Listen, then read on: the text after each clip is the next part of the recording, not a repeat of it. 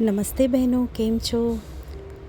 રોજિંદા કિચનના કામ 2 કલાક 3 કલાક ઊભું રહીને પગના, કમરના ને ખાસ કરીને તમારા ગરદનના દુખાવામાં ખૂબ પ્રોબ્લેમ આવે છે.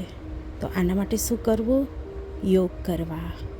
ચલો, હાથને સામે લઈને એક સાઈડ લઈ જાઓ અને પાછળની સાઈડ જોવાનું, હાથની સામે લાવો અને બીજી સાઈડ જોવાનું, પાછું સામે લાવો ધીમેથી રહીને નીચે.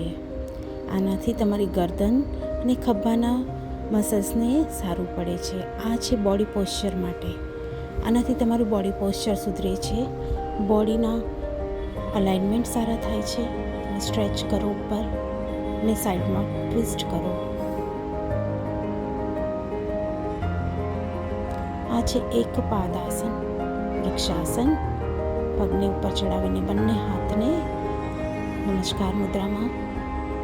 તમારું કોન્સન્ટ્રેશન વધે છે, માઇન્ડ બોડીને બેલેન્સ કરે છે, તમારા પોસ્ચરમાં સુધારો લાવે છે.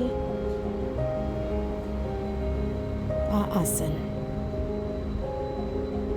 રોજે કરો. નમસ્કાર.